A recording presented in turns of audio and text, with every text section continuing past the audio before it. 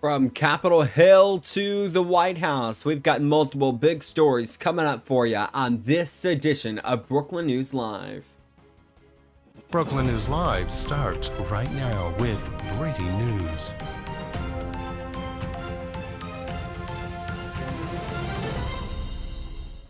And we start this Tuesday edition of Brooklyn News Live with breaking news. I'm Jackson Mitchell. It is Tuesday, June 2nd, 2026. Good to be with you. It is 1 p.m. here in Brooklyn, meaning it is 11 a.m. on the West Coast and 2 p.m. on the East Coast. We're starting a little bit early here, but it is good to be with you. We're going to be here for the entire hour breaking down your top headlines. We are starting with breaking news because we want to get to this story right now. It's a big one and it's already getting a lot of controversy. It's a decision from the White House. Earlier today, Trump announcing and posting to his Truth Social that he will appoint Bill Pulte, as the acting director of national intelligence.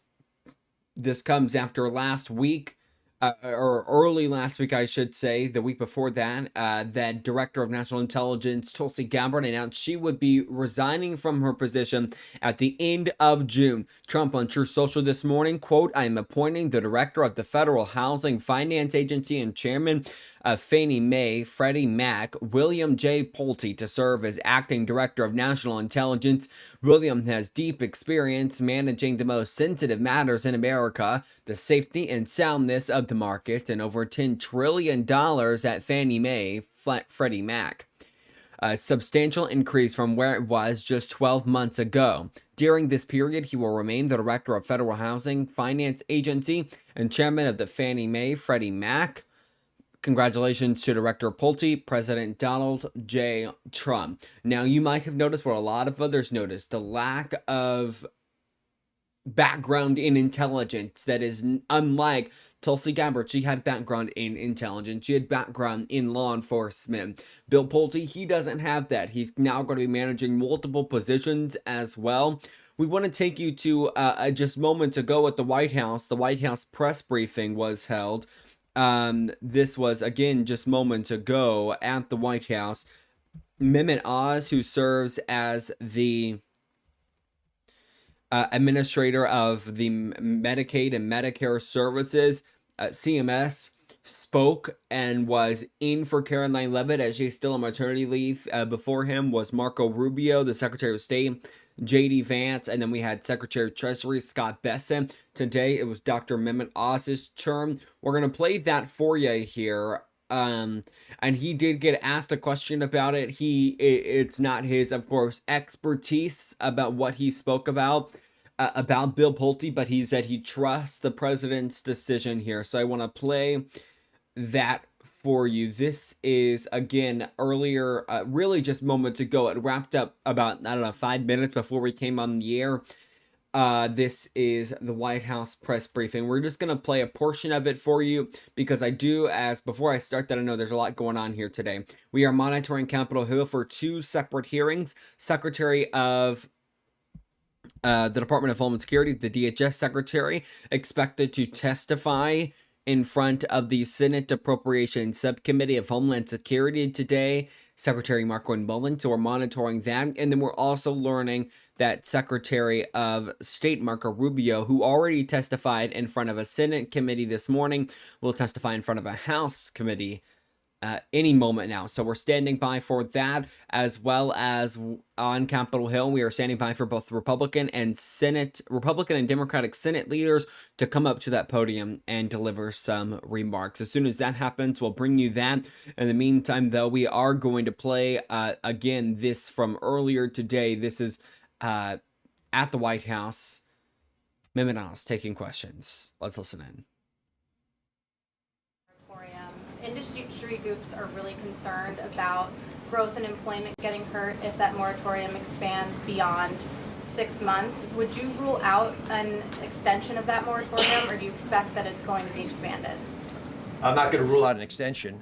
We have been talking to industry groups about these moratoria. In fact, just as for everybody watching, all of you as well, we benefit from whistleblowers. Our most important whistleblowers have been members of industry who know the game, know how you can cheat it if you're unethical, and they point out to us when these problems occur. So we do not want to hurt the folks who are earnestly involved in hospice, in durable medical equipment suppliers, personal care services. They're good people in these businesses, but we're going to slow down the growth of these sectors till we can get our arms around the problem because it is of massive magnitude to us. Let me go to, let's go over here. Go ahead. Dr. Oz, thank you so much. Kara Castronova from Lindell TV with two important questions that the American people voted for and care deeply about. Many Americans fear a future administration could reinstate COVID-era vaccine mandates through Medicare and Medicaid funding. Would you support and create reforms to prevent that from happening again? What can you do during your remaining time at CMS to ensure Americans are never forced to choose between their jobs and a forced vaccination? Well, the president talked about this a bit on Friday with an executive order that desires to provide states with better science to be able to make educated decisions. It is an embarrassment that during COVID we allowed ideology and fear to dictate healthcare policy. Many clinicians at the time couldn't understand where these ideas were coming from. It certainly soured the American people on the trust that their government had historically had in recommending public policy efforts. The president argues, and he's right, and Secretary Kennedy strongly believes we need gold standard science. We need that science to be able to help families make better decisions for themselves and state governments, because these are state-driven issues usually, especially mandates, to make those decisions more wisely. If we can do this in the right way, it will be very empowering, because who loves children the most? Their parents. No matter what we might say, they're the ones who need to have the information. They should have the ability to make the wisest choices for their kids, not based in fear, but based in science. Stephen. One more on nursing homes, Dr. Oz, if you don't mind. Let me go Just an one at a important time. If you ask multiple questions, I'm only going to answer one anyway, so we'll come back. I promise. I talk quickly. Go ahead. Dr. Oz, thank you. And I actually have two, but we'll see what you like. I'll answer one. Pick one. Well, the first is on most favored nations, the policy. I was hoping that you could explain why the administration thinks it's important to pass legislation codifying these deals. Is the fear that a future president might walk away? And what do you make of the congressional pushback? And also on my tragedy derived from Kratom, President Trump has expressed interest. Can you describe the debate within the administration on that? Let me answer the first one because there's not a big debate on the second one. The reality around the most favored nation drug pricing is the president has dealt with the entire problem for this administration. But these contracts expire after this administration is done. So like so many things the president's trying to do, he's trying to set it up for the next administration so that they don't have to fight the same battle. Now, it's going to be difficult for pharmaceutical companies to pull back. But we still believe it makes sense for Congress to codify what we've been able to achieve because it's been so helpful. Think about the $600 billion of savings to the average American over the next 10 years. It's just a massive number that they voluntarily sort of gave back because the president went after them and said, you got to deal with this problem. And by the way, when we knocked on the door of these pharmaceutical company leaders, you know what they said? We knew one day you'd come for us. They weren't surprised. They knew that this couldn't continue. So the president wants Congress, which I know has a lot on its plate, but there are ongoing discussions around the great health care plan. Just last week, the Workforce Committee pushed something out that is going to be on PBM reform, pharmacy benefits management companies, so the middlemen that often are involved between the insurance companies and the pharmaceutical companies. So there's other parts of the legislation moving forward. But just to remind you, the great health care plan is codifying most favored nation drug pricing so it lasts for decades into the future, as we believe it should. This is all forward-looking, doesn't hurt these companies today, just make sure America's protected in the future. We want plain English insurance policies so you can actually understand the document that you're being given. We want transparency so when you go to a hospital, to a doctor's office, that you actually know what you're getting. Guys, as a doctor, when I prescribe something for you, I often don't know what it's going to cost you to pick up what I just told you to get. These are things that are fixable, and the pharmacy benefits is another part of this. Let's go to, I'm going to go back. Daily Wire, Mary. Thank you, Dr. Oz. Right over here. Thank you. My colleague Luke Rosiak just reported, and he's done a lot on this, his investigations into Medicaid fraud and home health have repeatedly brought him to foreign-born healthcare operators. Is CMS tracking what percentage of home health recipients are refugees or foreign-born, and why are foreigners using these programs at such higher rates than for Americans? Well, we are tracking illegal immigrants taking advantage of all health care plans. We've already recouped, or we've actually told California they owe us $2 billion. We've got half of it back already. I'm confident we'll get the rest because they have state-based programs that we don't have a lot of visibility into, but because of the Working Families Tax Cut legislation and other rulemaking, we are no longer allowing foreign folks who are here illegally to benefit from these programs. And just to put it in context, in California, if you're on Medi-Cal, the Medicaid program in California, until this administration, you got full dental and full vision benefits. Now, I'm for those benefits. I like them, but we don't give that to Medicare patients. And so we should at least be equitable, and all of us together should decide what we are going to do as a nation. So if we as a country decide we're going to go in one direction, you can't have states splintering off if they're going to spend the other people's money. The fraud, for example, that I'm talking about and the use of money for illegal immigrants, the people who pay that bill when it, for example, the largesse of California allows folks to get benefits that the rest of the country doesn't think is appropriate for illegal immigrants or home health care providers, that money's paid by folks who are taxpayers in New Mexico, which is a blue state, and Mississippi, a red state. So this is not partisan. Everybody is taxed extra and has to put more into the kitty because some states are doing things that we don't think as a country we would like to have happen. That's why this administration has been so dogged in this issue and why the president has been so aggressive. Go ahead, Mary.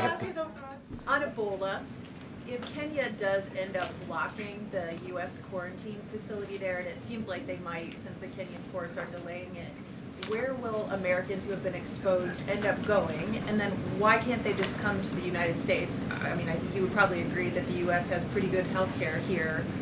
So where will they go, and why not to the U.S.? Jennifer, the main issue with having a facility close to the Democratic Republic of the Congo is if a patient is sick.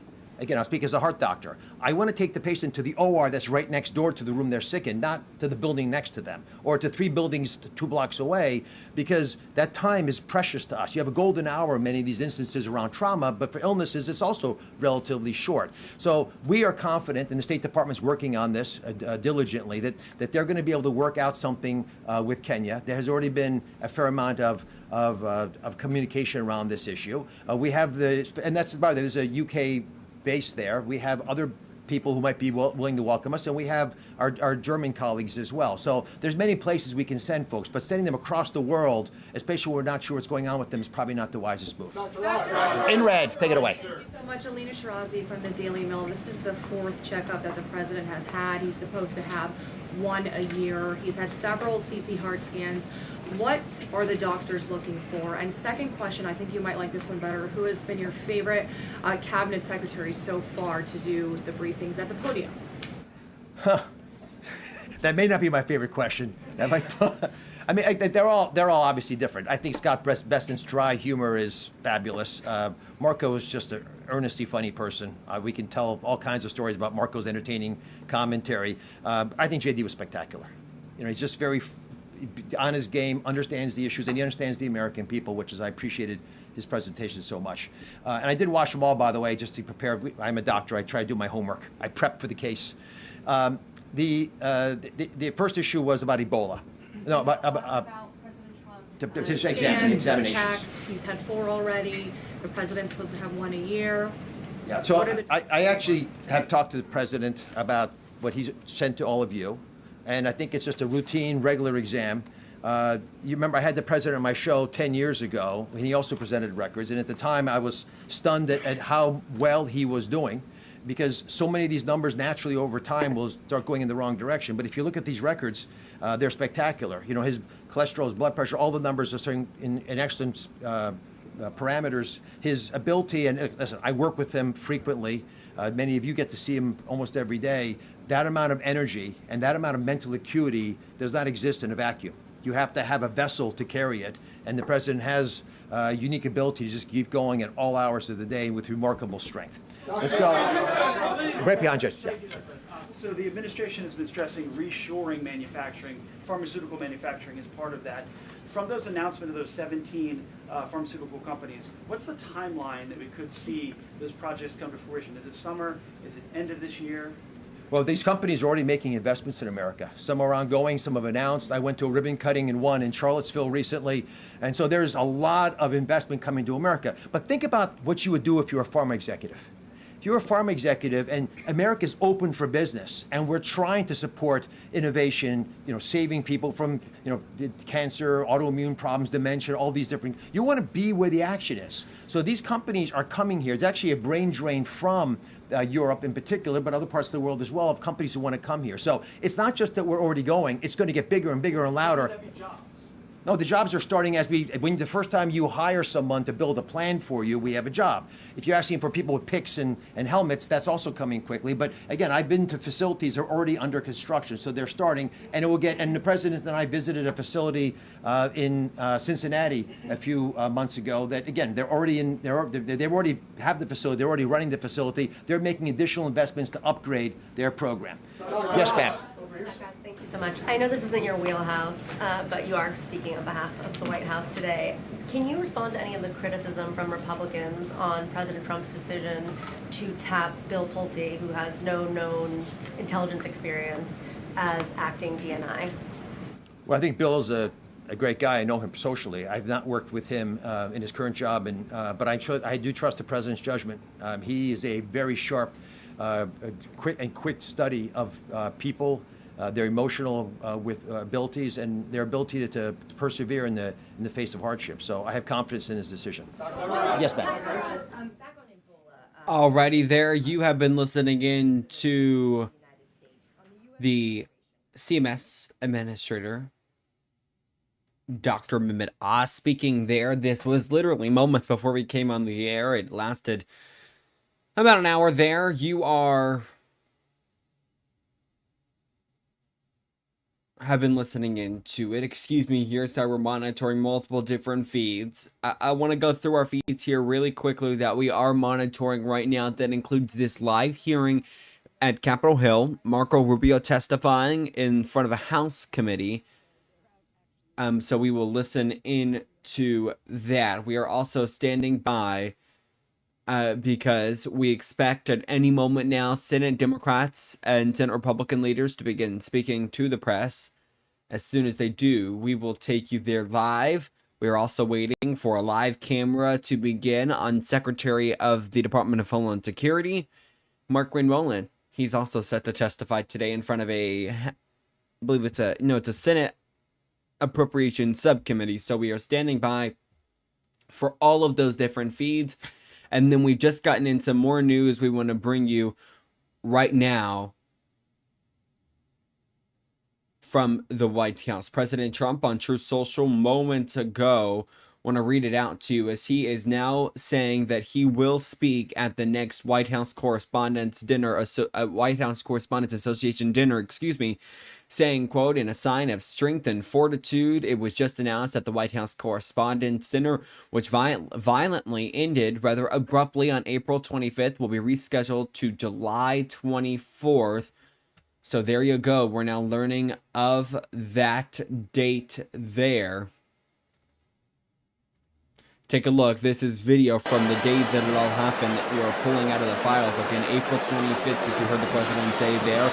The president's Truth Post goes on to say this announcement is a very good thing in that we cannot allow lunatics to change our way of life or even its scheduling.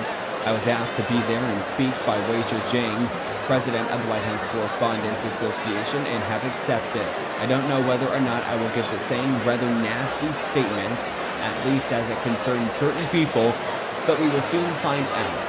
In any event, it will be a quote hot ticket. Interestingly, the location will be the Waldorf Astoria on Pennsylvania Avenue, a building and ballroom that I built. President Donald J. Trump, as you take a look back at the moment that this all happened, and I understand that it is blasting in you guys' ears, and you were able to hear the moments that this all happened as I was reading that post there. Let's go ahead and turn up the audio, and as you'll listen in, and I remember this moment. It was when the Secret Service agents rushed into the room and they said, get down, get down, get down. And the days that followed, we would get more video that showed the suspect breaching security, and then making his way not into the room, but rather on the floor of the room, and then shooting, or I should say, then Secret Service agent would open fire there. So now you see the moments that this all happened. Trump now saying he will speak at the next one. That again will be on July 24th at the Waldorf Astoria that is on Pennsylvania Avenue. President Trump says it is a building and ballroom that I built, unquote there. So that is some news just coming in to us. Again, we are standing by for Senate Democratic and Republican leaders to speak. When they do, we will take you there live. In the meantime, though, we are going to take you to this House committee that will soon be pressing Marco Rubio, the Secretary of State, there on Capitol Hill. Let's listen in. We expect to be taking care of families. Experts warned us we're on track for millions more preventable deaths by 2030. And meanwhile, a dangerous Ebola outbreak in the Democratic Republic of the Congo is spreading rapidly, making it harder to contain by the administration's decision to cut funding to the World Health Organization, which has resulted in their staff cuts. And now, this is a good one, or a bad one. At the direction of the vaccine conspiracy theorists, also known as Robert F. Kennedy Jr., the Secretary of Health and Human Services, this administration is continuing to withhold funds from Gavi, the Vaccine Alliance. And this is an organization which has helped save more than 20 million lives since 2000, immunized more than 1 billion children, strengthened health systems in some of the world's poorest countries, and help prevent the outbreaks of the deadly diseases such as measles, polio, pneumonia, retrovirus, and yellow fever, stopping them from becoming global threats. And now the administration has dramatically expanded the global gag rule, which was in many ways a killer to women, but now to conditioning vast swaths of non-military assistance on ideological requirements unrelated to the mission of foreign aid. And this will disproportionately affect the LGBT community. We should not let... Okay. Like I said, we might be interrupting this because we want to take you to a live picture we are getting in again from Capitol Hill, where right now Senate Republican leaders are speaking, and it looks like we were having a little bit of issue with that feed, so please stand by with me. I apologize. Looks like we had a good feed, but now, as we talking about it, looks like we might have had some issues with it. We have gotten that back for you. John Thune, who is the majority leader of the Senate Republicans, speaking now on Capitol Hill. Let's take you there and listen in. So a truly remarkable record and a tribute to the men and women, the dedicated men and women who make the Border Patrol work. And Rodney Scott, the commissioner, has said that the mission of the Border Patrol has never changed. What has changed is that now their members, their agents are able to do their jobs, the jobs that they're lawfully we ask them to do. And so tremendous change from one administration to the other, literally in the time span of a year. Border Patrol has done just a truly incredible job of securing our southern border. And that's what we are committed to doing as Republicans here in the Senate. And we, as we move forward on the Secure Borders Act this week, intend to ensure that law enforcement, both ICE and CBP, have the resources they need to carry out the responsibilities that they are given by the American people. And I believe the American people are on our side on this issue.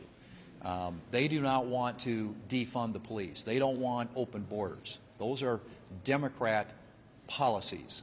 Republican policies are to have the back of law enforcement to ensure they have the resources, the personnel, the technology, everything they need to keep our border secure and to ensure that our nation's laws are enforced so that our communities in this country can be safe and secure for the people who live here, for our families.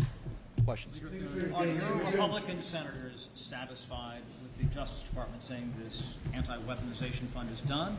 Or if you try reconciliation, will they insist again on putting safeguards? And does that sidetrack an effort this week to do reconciliation? We had a quite robust conversation about that just now.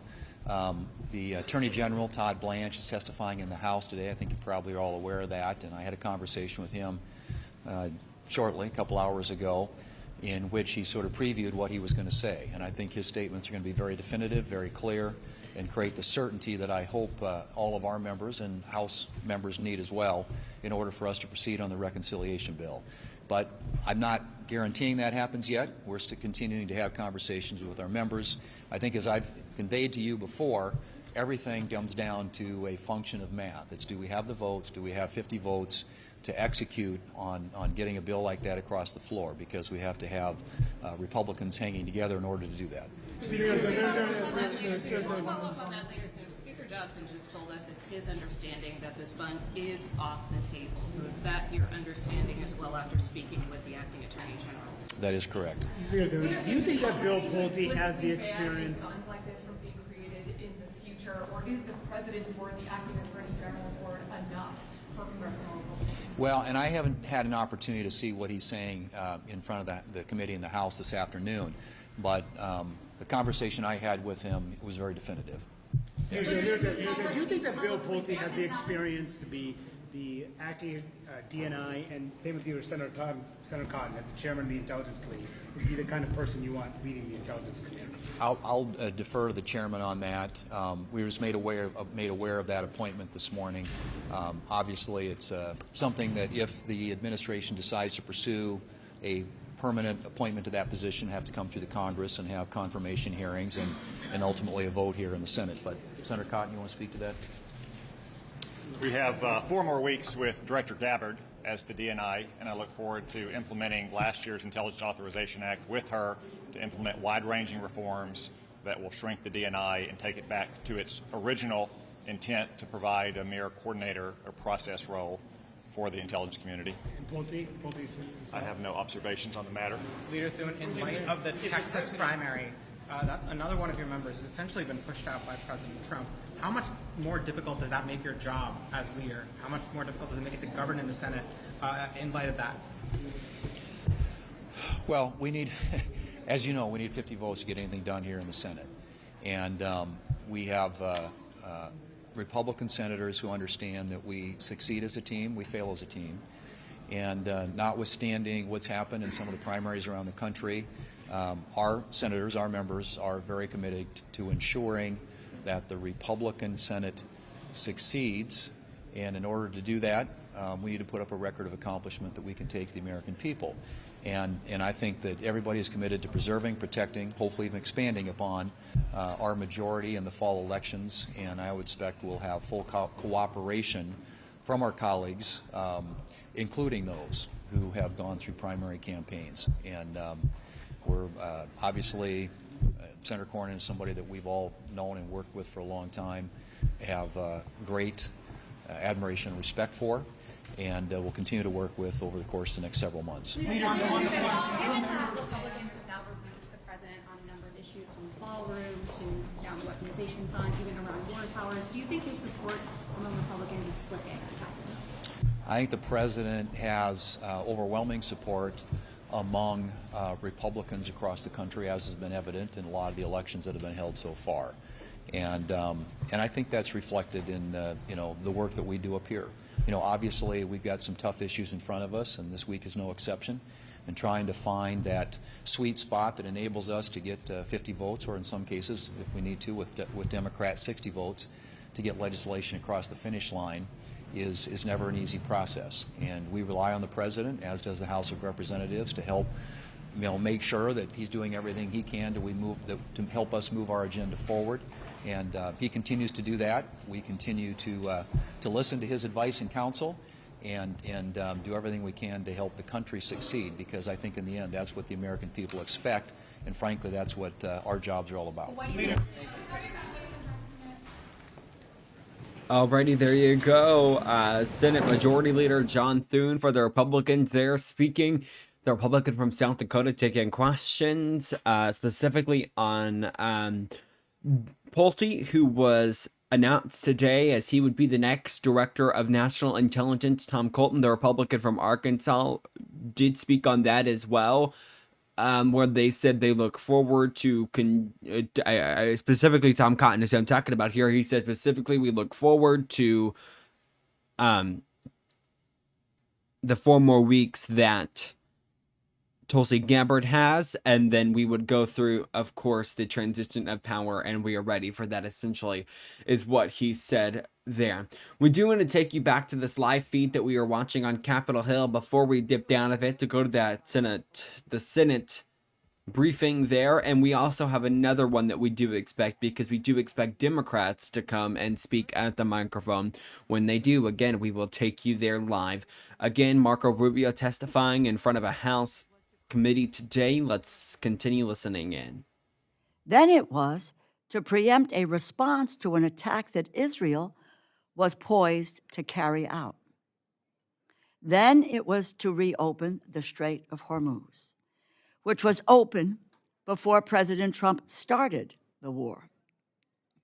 The most recent justification is to prevent Iran from developing a nuclear weapon, a goal they are now pursuing diplomatically after failing militarily. The Iranian regime is still in place. The Iranian people are not free. The Iranian military remains strong enough to control the Strait of Hormuz. I often wonder whether or not anyone suggested that that was something that Iran might do in this context. The Defense Department estimates that we have spent some $30 billion on this war, although the true cost is likely much, much higher. And what do we have to show for it?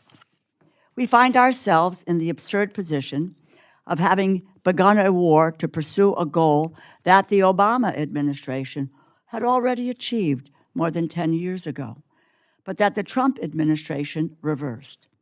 The Joint Comprehensive Plan of Action, or the JCPOA, was painstakingly negotiated over the course of 20 months by diplomatic experts in close coordination with our partners and our allies.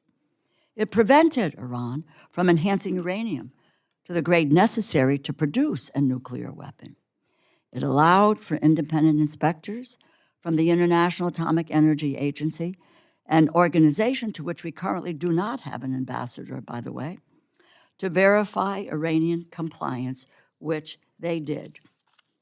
By contrast, the current talks are happening in a much more tense environment, with pressure that's coming from conflict, ongoing conflicts, and U.S. leveraging tactics. There is no clearly defined plan for how a new agreement would be verified or enforced, and it is unclear what international partners would be involved in supporting or helping to implement it. But President Trump tore up the JCPOA less than 3 years after it was signed, and Iran promptly began enriching uranium to weapons grade.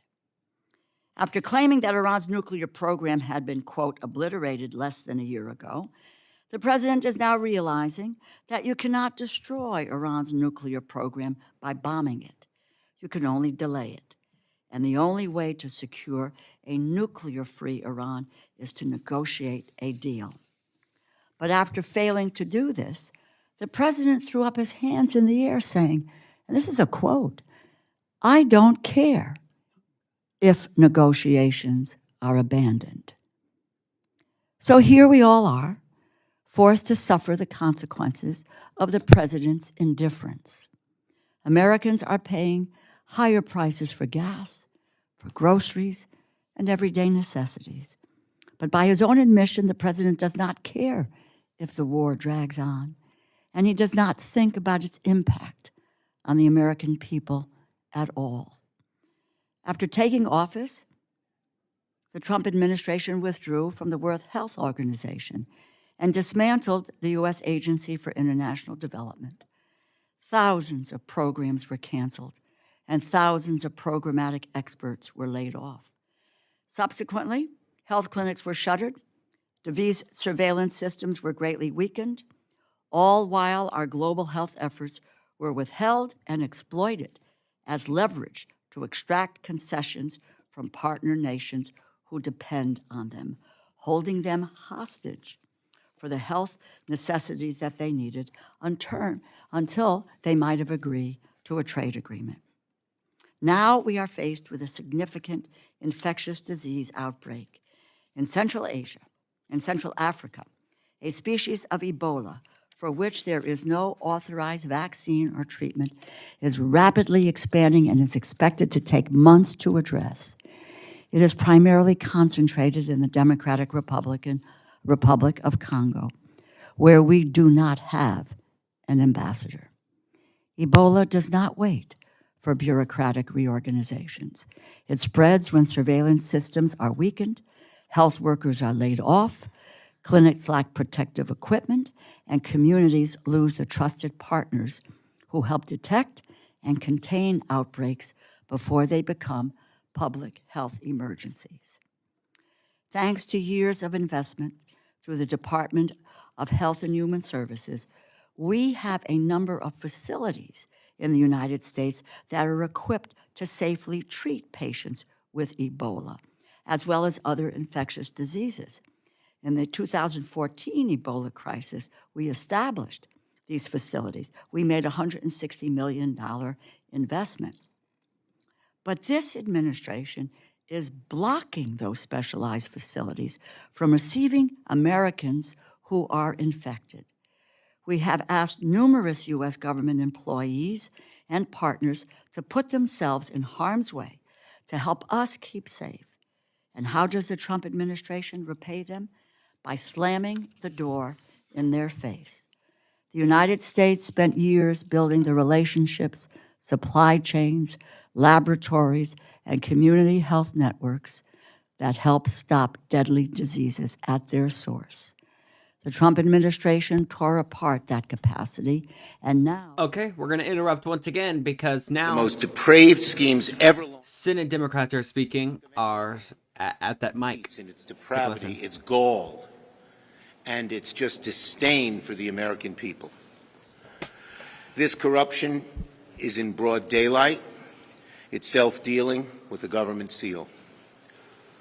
Trump sued his own government, had his own Justice Department settle the case, and is now trying to use taxpayer dollars to pay off his MAGA allies, billionaire buddies, and cop-beating insurrectionists. And let's be clear. Trump has not killed this slush fund. He has not revoked the special tax immunity he gave himself and his family. He has not ended the corruption. He hit a temporary roadblock. That's it. Any toothless promise by Trump is worthless. His promises are worthless. The only way to end this scheme is abolish it by law. And that's what we, Democrats, will fight to do. If Republicans bring their reconciliation bill up this week, the very first amendment I will offer will be to ban Trump's slush funds permanently and revoke his family's free reign to commit tax fraud forever. Trump doesn't get to make off with at least $100 million his family owes on unpaid taxes. He doesn't get to use your tax dollars to pay off MAGA insurrectionists. If Republicans are really concerned about Trump's corruption, then prove it. Support the amendment to ban the slush fund and Trump's blank check to commit tax fraud. This corruption is too blatant for half measures, too dangerous for toothless promises, too rotten, too very rotten to let stand. Now on the Pulte appointment. This morning, Trump appointed Bill Pulte to serve as acting director of national intelligence, something that should send a shiver down the spine of everyone. Bill Pulte has proven himself willing to act as a Trump political puppet, filing baseless, outrageous, politically motivated charges on Trump's behalf. And now Trump wants to put him in charge of intelligence? Americans need an intelligence chief to be loyal to the facts. If you're not loyal to the facts and intelligence, you're not protecting our security. He needs the intelligence and security teams to pay attention to the security of the nation, not to the political interests of one man, which is what Pulte has done over and over and over again, just paid attention to the political interests of one man. At a time of growing threats around the world, Trump's choice makes one thing clear. He's not looking for independent intelligence. He's looking for political validation. The intelligence community exists to protect the American people, not to serve as another instrumentality of presidential retribution. Republicans should be speaking out swiftly and loudly The job is too important. Senator Merkley. President Trump's Cash for Cronies Fund sets an American record in corruption. Think about the Teapot Dome. What did that involve? A $400,000 loan and bribe given to an Interior Secretary to do a lease to oil companies for oil and gas in Teapot Dome, Wyoming. $400,000. Definitely corruption, but nothing on the scale of Trump's Cash for Cronies. Or how about Jack Abramoff? That resonates in many of our memories.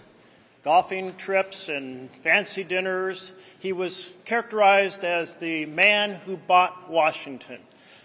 That just constitutes pennies in the couch compared to the scale of a president suing himself, giving himself $1.8 billion to hand out to his cronies and supporters. You know, I asked the acting Attorney General about the structure he was setting up for this fund. And he said, well, there would be guidelines passed. And I asked him if he would insist that the guidelines include that folks who attacked police officers on January 6th could not get payments. And he demurred and wouldn't answer the question. I asked if he'd just encourage those who would be on this group of five that would control this fund, or whether they would set guidelines to ensure people who had hurt, injured, assaulted police officers would not be funded. And again, he refused to answer. Who knows where this money would go? But here's what we do know. The Constitution, Article 1, Section 9, Clause 7, it says no funds shall be taken from the Treasury, but by consequence of appropriations made by law. And yes, there is a law that allows a modest fund to be used by the administration, any administration, for settlements, but settlements conducted according to set rules that defy corruption. And this breaks all the rules, suing yourself and delivering yourself $1.8 billion. So we will do everything we can to put a stake through the heart. I mean, this isn't just a corrupt act, it's a symbol of the corruption that this administration has engaged in time and time and time again. Corruption that's driving up costs for all Americans. Corruption that's creating cynicism for our children about the future of our democratic republic. And we've got to end it, and we will. Thank you. Senator Merkley. Yes, right there, right here, this young man. On Graham Plattner, are you satisfied with the explanations he's given for the controversies his campaign has faced right now? Are you concerned about what we've heard? I met with Graham Plattler today. We're going to beat Susan Collins and take back the Senate. Yes. So you're saying that Janet Mills, your preferred candidate, there's been rattlings that she should get back in. You're standing behind Graham Plattner, to be clear here? We're going to beat Susan Collins and take back the Senate. Does Yes. Democrats sticking behind Graham Plattner, does that hurt their credibility in attacking Ken Paxton? We're going to beat Susan Collins and take back the Senate. Any other subject you got? Any other subject? Yes, yes, you right there. Do you believe that Janet Mills should unsuspend her campaign? We're going to beat Susan Collins and take back the Senate. Last one. You have not said if you're still endorsing Graham Plattner. Are you still supporting Graham Plattner? As I said, I endorsed Graham Plattner. We're going to beat Susan Collins and take back the Senate. Thank you. Do you have any concerns about these? Yeah, so a short press conference, not a lot of questions that were able to be asked there. Just the questions were, you know, do you support Graham Plattner? We brought to you this story yesterday on Brookland News Live. Graham Plattner facing a new mount after a new mount of controversy after a Washington Journal article pointed that his wife told campaign staff that he formerly was sexting and other women during their marriage. We played a piece of a video for you yesterday from the wife that the campaign would release that said, I stand behind him. Still, we're working through it. They have a marriage counselor, and both of them have personal counselors that are working to get this all handled out. Okay, here's what we're gonna do. We're gonna go live over to Marco Rubio, who is still testifying right now in front of the House committee. We're gonna listen in. Excuse me, we're gonna listen in here for just a few minutes. Senator, I should say, excuse me, former senator, now Homeland Security Secretary, Mark Wayne Mullen is also testifying right now. Give us a few moments. We're gonna pull up that feed for you guys and play it for you.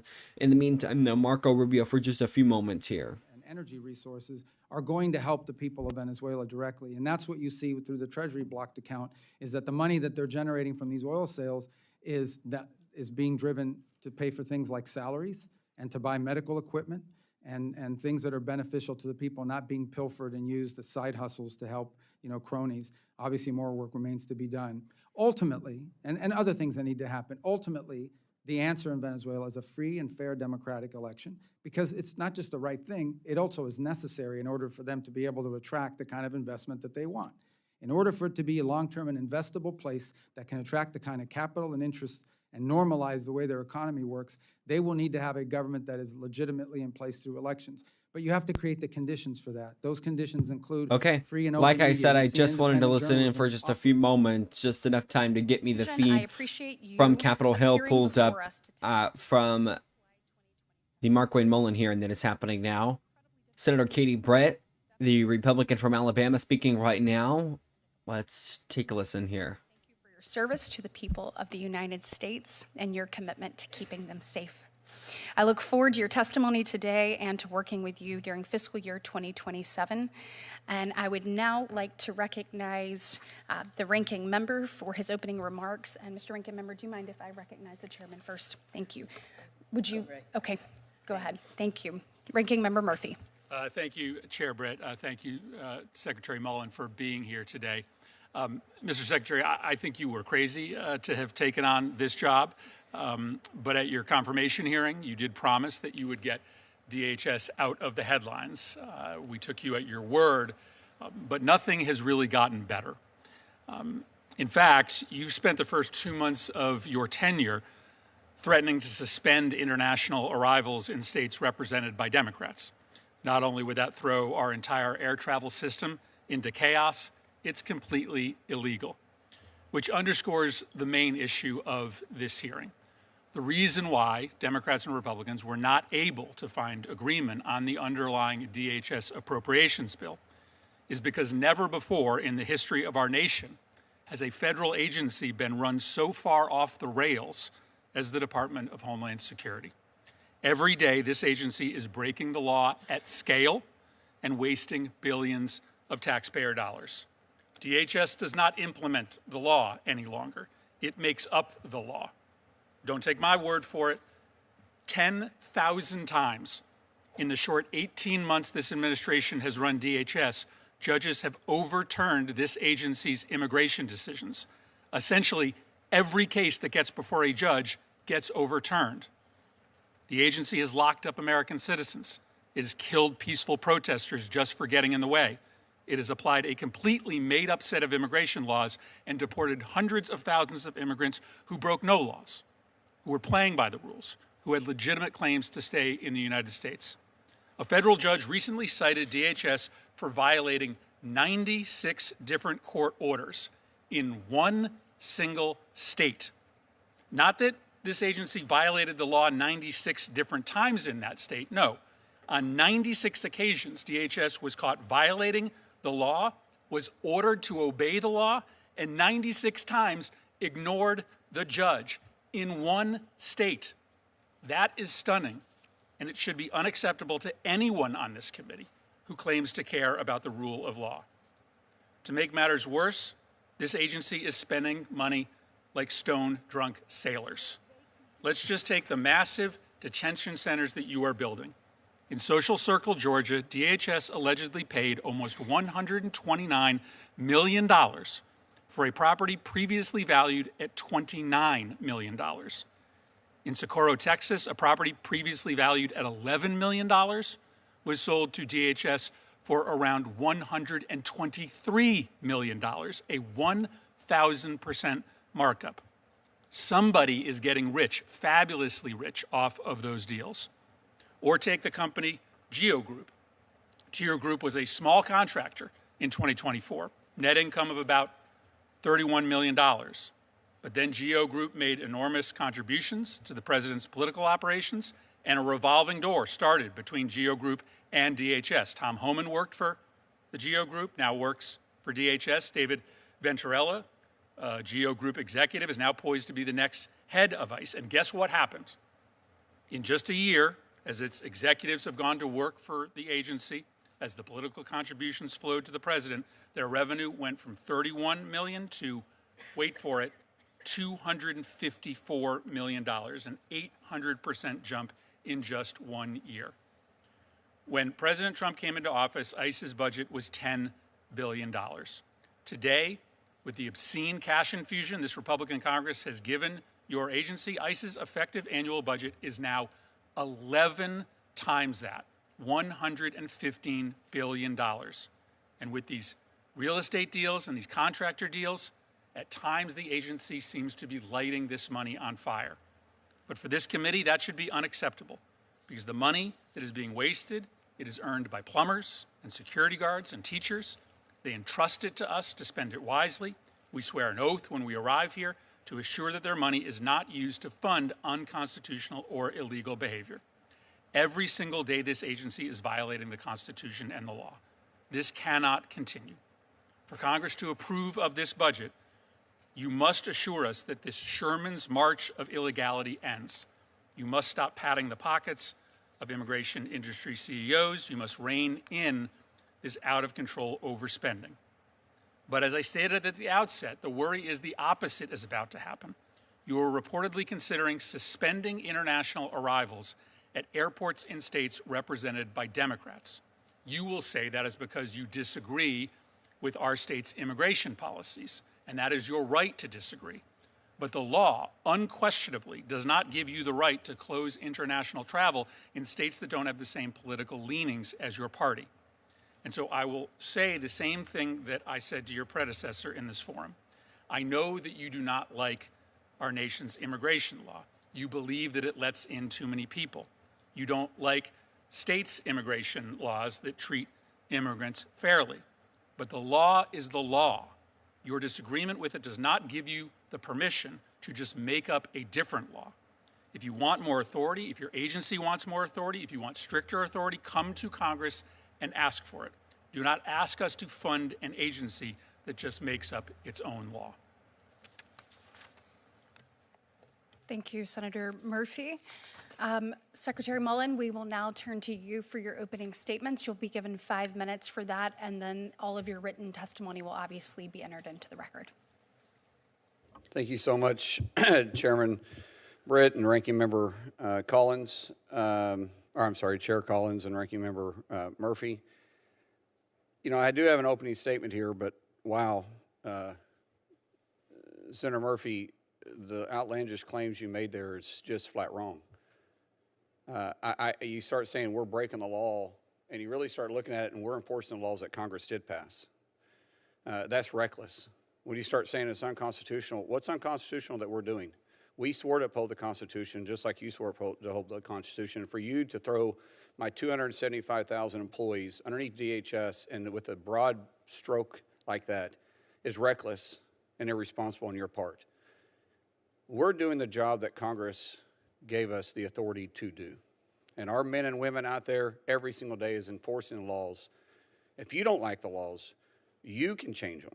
We're not picking and choosing which laws we enforce. We're simply enforcing the law, period, full stop. When you throw out reckless terms and you start referring to our agents as being dangerous, unconstitutional, and lawless, that's why our agents' death threats are up by 8,000%. I know that's not what you want, but your political theater, that's what it causes.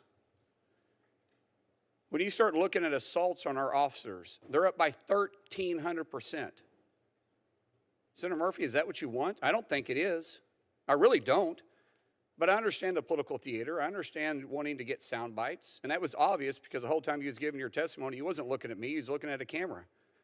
I get that. I get it. If you have bigger political ambitions, fine. Just say it. But don't do it at the expense of my officers. When you want to really talk about funding, you haven't funded my officers. CBP and ICE has been willing to do the job for free. Why? Because of a reckless administration. Prior to President Trump coming in and saving America, you had a reckless administration that was destroying America by letting millions of illegals into our country. We're a nation of laws, and we're going to enforce those laws. What separates us from other countries is because people respect the rule of law. There's a reason why people are flooding to our country and not flooding to leave. And it's our job to protect the homeland. And we do that every single day. Every day I walk into that office, I feel so blessed that President Trump gave me this opportunity because I protect my backyard as hard as I protect your backyard. And I do it with pride. And every one of the employees, all 275,000 employees at DHS, they do it with pride too. And they don't separate a blue state from a red state. We look at it as a whole. But your reckless tone is getting people hurt. And it's got to stop. The fact that CBP and ICE hasn't been funded now for a historical amount of time is absolutely appalling. It should never happen. But yet we're playing political games. If your party is for open borders and an amnesty, then be honest. Because if ICE can't do their job, then who's supposed to be getting the illegals out? That's what they are stood up to do. That's what Congress passed and gave them the authority and created the agency to do. If you don't want Customs and Border Patrol, and their job is to control our borders and the custom entry points, if you don't want them, then be honest with the American people and say, we want open borders. But don't sit there and accuse us of a bunch of stuff that you know yourself isn't true. Now, I'll go back to this. It's an honor to sit here in front of you. I take it with great pride to be Secretary of the Department of Homeland Security. And I'm surrounded with great men and women every single day I walk into that office. Regardless of what you say or some other people say, we're doing a great job. And we have a zero-fail mission, and we take that to heart every day. And one of the people that I'm surrounded with is Troy Edgar, my deputy. I couldn't do my job without the people around me. And so thank you, Senator Britt. Thank you, Ranking Member Murphy, for allowing me to be up here with us. Okay, there we go. That was the Homeland Security Secretary, Markwayne Mullin, speaking there. We are running out of time here, so I'm sorry that I do have to cut it short, and we were only able to listen into a piece of Senator Britt's opening statement, all of Senator Murphy's opening statement, but you did hear the response to Senator Murphy's opening statement by Secretary of Homeland Security, Markwayne Mullin. There, he is the former representative and senator from Oklahoma. He represented them for about 14 years. He was tapped as the Homeland Security Director after Noam was fired by President Trump earlier this year, I believe. Okay, live look at the White House right now. It's a sunny day there, and it's a sunny day right here in Brooklyn as well. I promised we were going to get to our weather a little later in this show. Tonight, low of 61, still going to be pretty an okay day if you go outside tonight. By Wednesday, it's a high of 82 and a low of 61. So the sunny skies are going to continue. You might see some clouds here and there. The humidity going to continue as well, unfortunately. By Thursday, high of 84, low of 65. Finally, some sunny skies are back after all of that rain. I'm not sure what you guys thought of the rain. Did we need it? Sure, because we are in such a big drought. But I don't know. A lot of people are probably like, well, the drought wasn't really affecting me, but a lot of farmers it was affecting. So glad to see some sunny skies return, though. Okay, just a reminder that we will be right back here tomorrow at 2 p.m. I know today we were here at 1 p.m. That was because I have something coming up and I wasn't going to be able to do the 2 to 3 p.m. show. So we just moved it up 1 hour. It works out. We're here. We brought you all of those big headlines, a lot of news from Capitol Hill today. Wanted to bring you that. Tomorrow, we're back with our regular show at 2 p.m. We'll bring you all of those big headlines and so much more. Thank you for joining us throughout the last hour. Remember, you can follow all of our social media pages on that little ticker that's been scrolling at the very, very bottom of your screen the entire time. And I'm going to try to be pushing out some more articles on brooklandnews.com soon, so be ready for that as well. I'm trying to get back on what do they call it? Your grind? I'm trying to get back on my grind here. So stand by for all of the news and the coverage that is about to come starting tomorrow and later this week. Thanks for watching. We're back here tomorrow, basically at the same time that it is right now at 2 p.m. 2 p.m. Central Time. See you tomorrow. We'll be back with the results on the California election as well, the primary election, and as well as the other 5 states that are holding primaries today. Have a great rest of your day. Stay safe, you guys.